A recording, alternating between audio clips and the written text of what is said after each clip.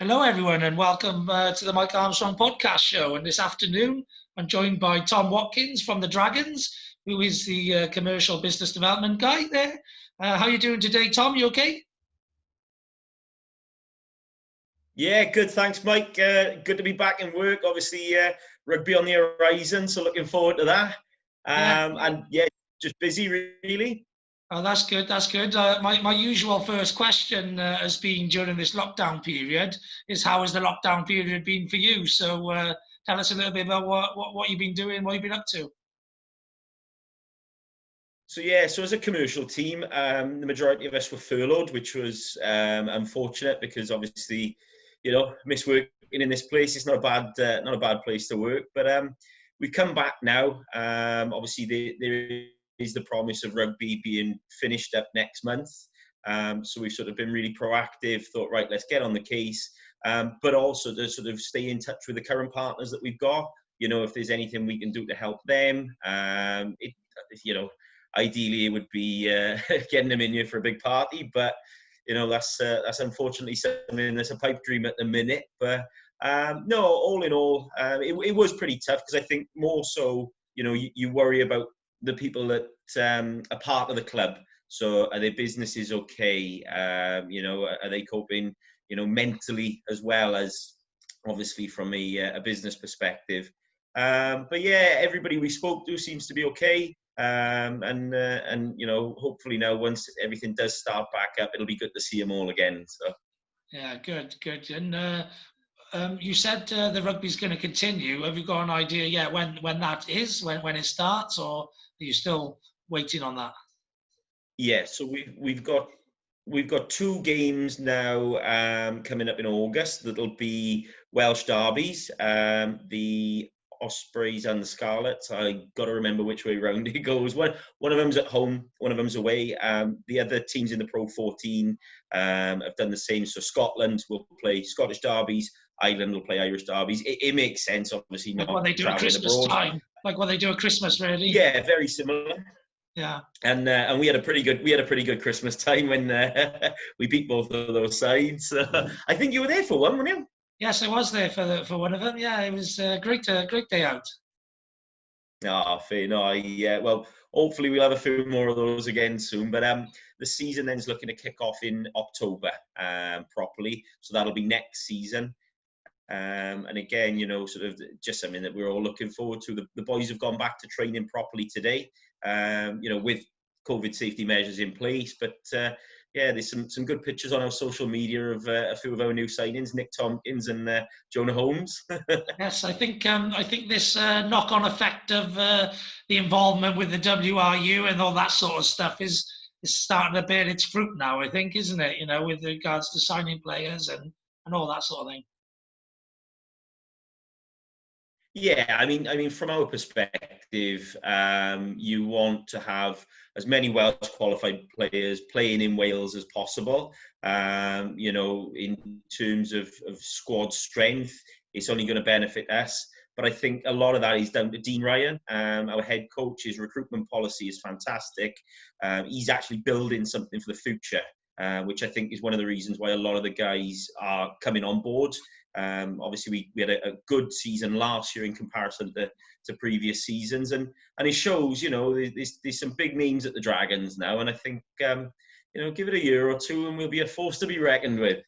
Yeah, yeah. Well, that dawn, if you like, has been sort of threatened for a while now. But I think there is some real momentum behind it now. I think there is some real founded optimism and real found because of you've got to get a structure right first before you can get everything else right, haven't you? Like the structure's got to be right. You got to have the right people behind it. You got to have the right infrastructure.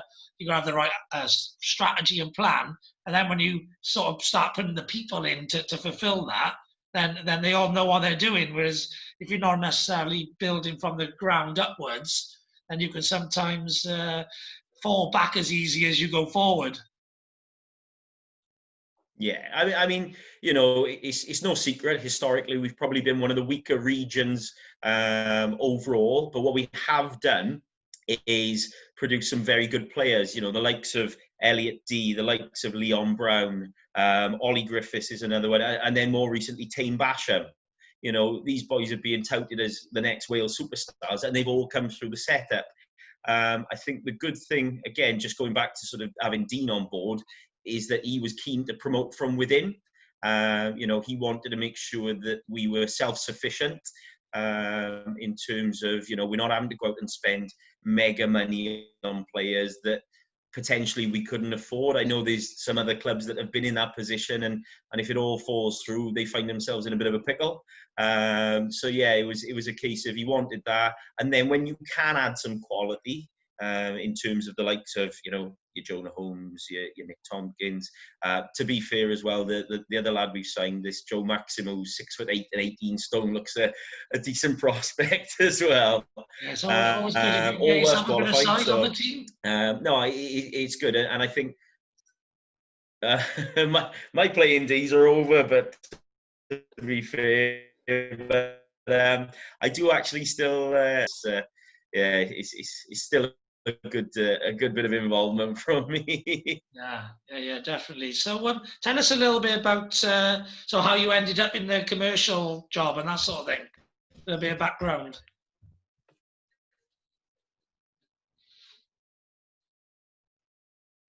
Sorry, mate, I just lost you a little bit there. I don't know if it's my signal or. I think it might be your signal because you have frozen a couple of times. But are you in? You're based Newbridge, where you new? So me personally, from Newbridge, well, Blackwood sort of area, but live in Newbridge now. Joined this team about 2 years ago.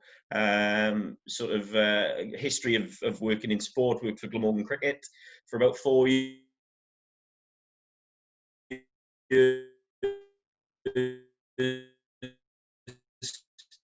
That's 4 years for those listening. You know, sort of done a few different things, but I think when you love, it makes it so much easier because.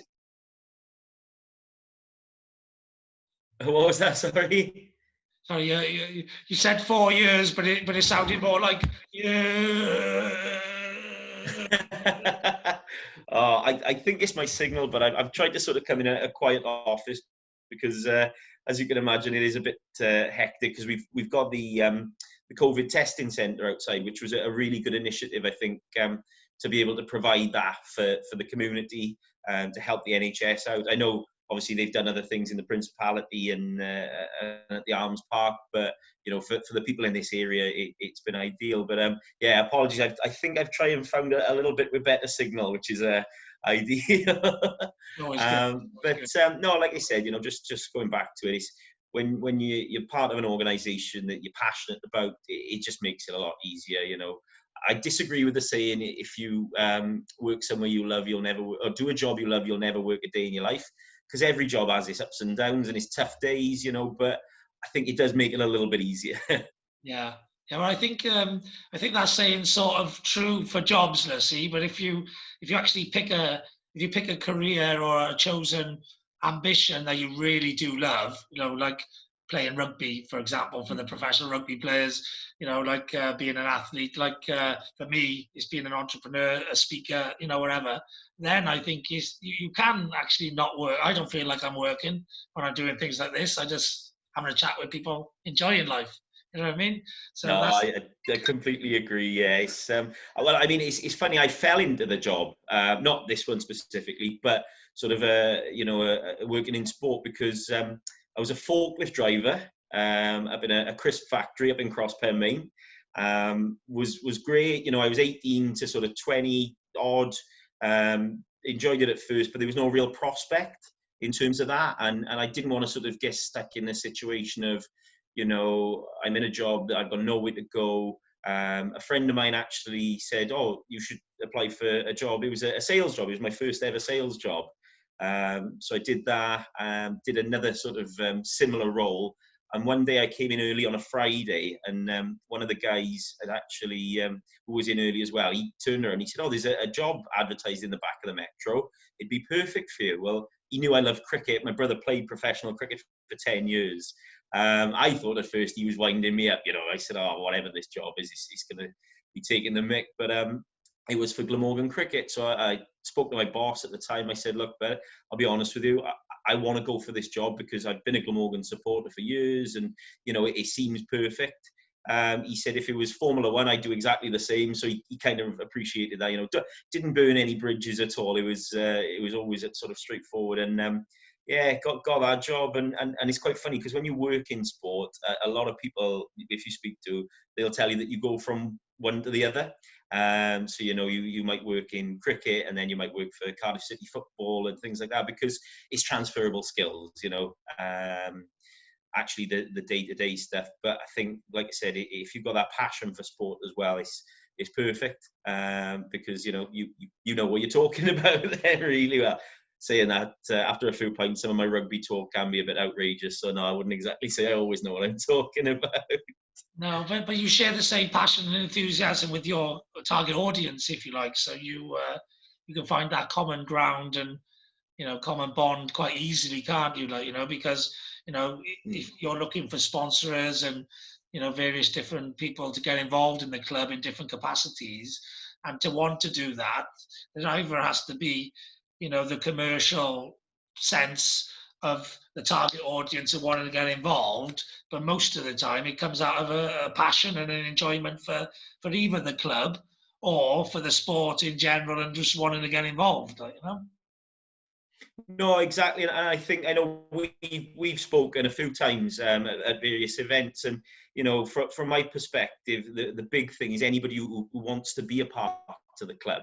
I want to make sure that is what they are. It's not a case of give us some money, we'll put your name on the wall and speak to you in a 12 months time. It's actually feel like a part of what we're building. All the different, it doesn't matter sort of what level it's at, whether it's somebody who's a smaller end of the sponsorship spectrum or wants to name the stadium. For me, for people who are willing to invest not just their money but their time and effort as well.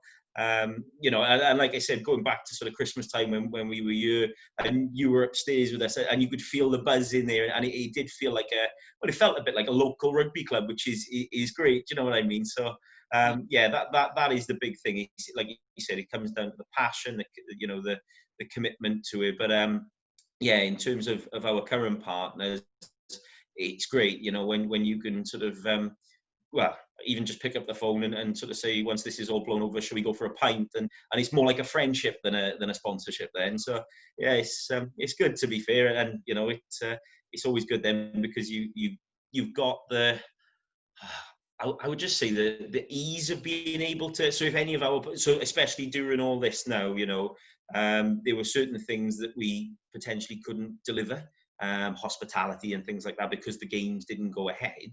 Well, that's okay. Everybody's felt comfortable enough to say, well, look, can you do us a favor? Can you, put this out on your social media channels? Can you, maybe put us in touch with somebody that is potentially some work? And that's what it is. It's that, it's that community sense, really. So, yeah. Yeah, good. And what sort of opportunities are there in place for the matches that sort of are still left to play for the season? And then have you got an idea of what's happening for the new season yet, or not? So at the minute, it is obviously a closed stadium. So, things like hospitality, season tickets, things like that, we can't give a specific date on. Obviously, as soon as we know, we'll get it open, we'll get people in, because that's what you want, the crowds, the atmosphere. But it has created another opportunity for us at the minute. So, I mean, the big thing, and you're probably the same, Mike, being a sports fan yourself, as soon as the football came back on telly, it didn't matter what it was, if it was Aston Villa, Norwich or something like that, watch football, just get straight back into it. And I know when the rugby starts again, the Super Rugby out in New Zealand, a lot of people getting up early to watch those games on a Saturday. And I think once we've got those televised games here, a lot of people are just going to be tuning in. Now, what that does mean is that there's a few areas in the ground that have got some great TV coverage for advertising. So any business that wants to really put their name out there, to get seen by, let's face it, as I said, the crowds are probably going to be non-existent, but the TV coverage is going to be fantastic. There's an opportunity for that. So that's what we've got at the moment. Obviously, then sort of a bit further down the line when we open up, these sort of things to do with the community department, which again, just going back to the fact that I love to be involved with them. And for me, it's great to sort of think, well, you're not just sat in the office saying, oh, come and support our community department. It's taking part. I was gutted that the COVID meant I missed my debut in the Principality Stadium, because we do play one game a year there. So I thought that would have been quite nice to have said I scored a try there.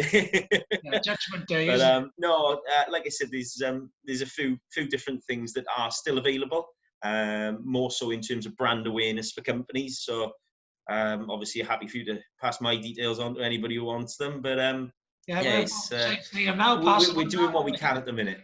Yeah, pass them on now while we're Yeah, here. so yeah, of course. So it's Tom.Watkins at dragonsrugby.wales. Again, any.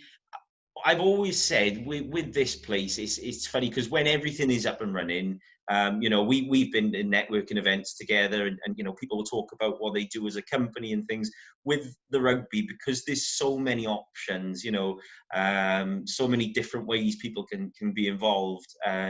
It's kind of like, I think I've got a bit too much on my plate, but yeah, it's a good sort of starting point at the minute where people do want to push their brands. I know for a lot of businesses who maybe have been hit by this, they really want to make that conscious effort, and I'm sure there's something we can do to support that as well.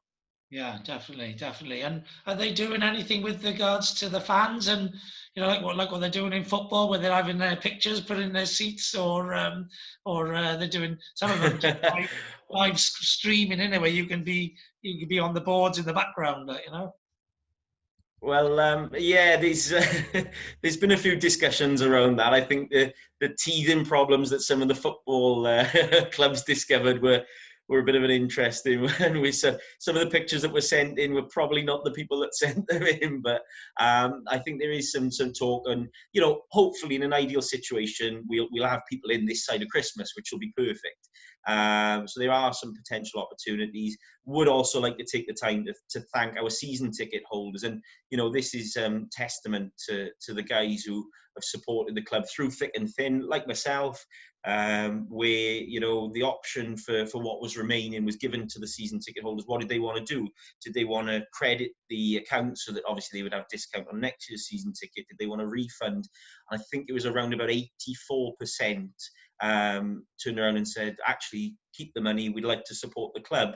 And that's brilliant, and that sort of goes to show, like you said, the fact that we've turned around a little bit. The fact that we put something on the pitch that the fans can be proud of, and again, just want to make sure that long may that continue. And also the fact that now we, for the first time in 10 years, be playing in the Champions Cup, which is massive for us. The Challenge Cup was fun. But to not have to go sort of to Russia and things like that, and the south of France sounds a little bit nicer to me. So if anybody wants to get on board, I might run a partner's trip to the south of France or wherever it is, depending. Yeah, definitely. When does that kick off? So we've still got to finish off this season's, because bear in mind we've got a quarter final of the Challenge Cup to play against Bristol. So potentially there's a bit of silverware for us at the end of the season, touch wood.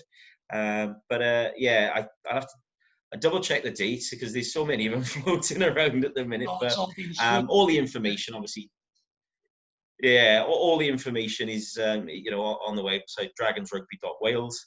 And again, there's some good stuff on there. Does need a bit of updating from a commercial perspective, but it's now's the time to do it. Great. Are there any other sort of ventures in the pipeline down the line that you're working on regarding the commercial side of the Dragons that you can share with us? Anything going on, or is it all? So in terms of, I mean, it's obviously sort of in the early stages, because again, the big thing for us is the visibility that people get now, whether that's to local people. So for a lot of local businesses, this place is great because you get people coming from all across the region, so they can sort of spread out from Chepstow to Caerphilly to Brecon, and that sort of area is encompassed with the Dragons. So once we sort of got an idea of when people will start coming back in, I think there are a few things in place.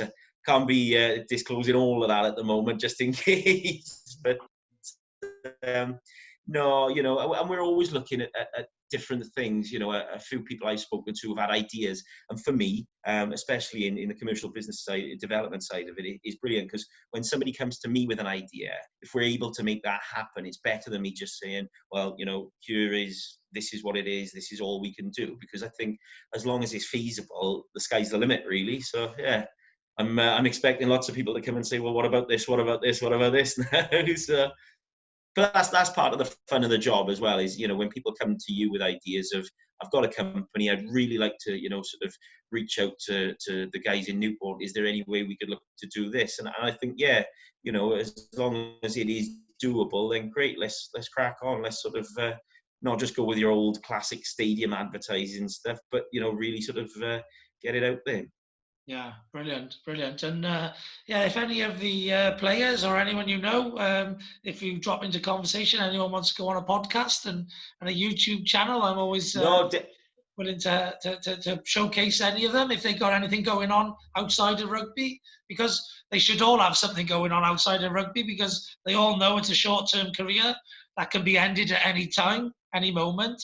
So if they got anything going on the outskirts, or they're looking to build up an audience or a community, I can help them do that. So get them to get in touch. 100%. And I've said to the guys about, and like you said, life after rugby. One of the things that I actually took on board as a personal project when I joined was actually the player sponsorship side. Now, historically, a player sponsorship could be anyone. And what we tended to find was that the Wales superstars would get picked up straight away. I'd like to sponsor Elliot D, Ross Moriarty, which is great. And obviously, that's the association that people do that for. But then for a lot of the boys, it was a case of, well, what are your interests outside of rugby?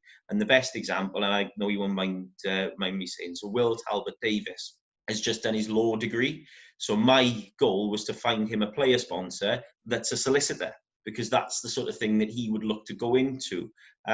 So yeah, and again, the fact of it's a short career, as you said, and I know I mentioned earlier, my brother played professional cricket. When he finished playing cricket, it was a bit like, well, what do I do now? I really don't know where to go with this. So yeah, it's something that is quite personal to me, and I've kind of tried to do my best. But yeah, I'll make sure the guys know to come and have a chat, because again, it's something that I think is beneficial to them. It's mutually beneficial. The companies get great exposure out of it, the players, and possibly some free labour as well, depending. And then the players, obviously, You should get those lesser known players, the younger ones or whatever, to actually offer as part of their player sponsorship. They'll come and do an appearance. Or they come and come to an event, a networking event, or do a launch or an open or something, because then they're actually networking, building relationships with those industries that they got an interest in, and potentially forging their own opportunities, on top of that. We did have a plan, actually, obviously towards the back end of the season, because as part of the player sponsorship, you get your players, not just one off the shop wall, you get your players signed shirt. So obviously we're going to wait till the back end of the season to have a big event where obviously all the players would sort of meet all the sponsors. They can meet them at any time. If somebody wants to set up a meeting, great, no problems. But as an overall event, and like you said, it gives a nice networking opportunity. And then COVID happened, so unfortunately we've had to postpone that one. It was all planned, we were going to get everybody to Astrid, watch the boys train, it's nice because it offers an opportunity that people normally wouldn't get. Also, that sort of behind the scenes look, which is always quite nice. And as a rugby fan, is something that I think if you'd asked me a few years ago before I'd started working here, would you like to go and watch the boys train, meet them afterwards? It's great, it's a no-brainer. But that's what I mean about connecting, businesses together, the players and the businesses, and yeah, just everybody feeling a part of the club, really. Yeah, and I've been up to Astrid. I did a talk with a couple of the Dragons players on preparing for life after rugby and how to maximise their moment in the sun, if you like, with things like their social media and all that sort of stuff, networking opportunities and all of that. And that was done as part of the WS, or the Professional Players Association. WRPA. WRPA, that was the one. So yeah, that was interesting. Got to speak to a couple of the boys, and a couple of them into property, like you expect. Most sports people tend to go into, if they're going to go into something, they go into property because usually they're earning a little bit more than the average person, so they can afford to get the mortgages, do the developments, and that sort of thing. That's always a good route. And yeah, you get quite. Well, I can testify. I can testify to. Sorry, mate. I can testify to that one because Elliot D's my landlord. So. There we are then. Yeah, so good on Elliot for putting a bit of his money into property, because stick your money into property and it'll last a lot longer than if you spend it down the pub or online gambling or on fast swimming. Oh, well, I've never had that problem, so you're fine. Fair enough. Me neither. But yeah, so yeah, it was great having you on the podcast. So thanks for coming on. Yeah, no problems at all. But thank you for having me on. Obviously, much appreciated. I'm looking forward to when obviously there are crowds here again, seeing you upstairs for a pint. So I'm looking forward to having a pint. I'm actually doing a 75-day challenge at the moment called 75 Hard, and I'm about 35 days into it. So I've not had a drink for 35 days. Oh, fair play. Yeah, I've also been on a diet and had to exercise twice a day for 45 minutes a time, all at the same time, and drink a gallon of water as well, and read 10 pages from a book every day. So yeah, so looking forward to that day too, when I can go and have a pint and watch a bit of sport again live. Well, I tell you what, it sounds like you definitely deserve me to get you the first one in then. So, no, it's like I said, we're all looking forward to obviously getting back to a little bit of normality here. In the meantime, the guys are all working hard, and obviously, if anybody is interested, just to sort of get in touch, because that's something that we've sort of said is we've got to be proactive. We've got to make sure that if anybody needs help in any way, then that's what we're here for. Because again, as the regional team, supporting local business or any sort of business that really needs it is paramount at the minute. So yeah, good, brilliant. All right then. Well, thanks a lot for coming on. As I said, there's nothing else left for me to say now other than have a great day. I know I will, and thank you very much for listening.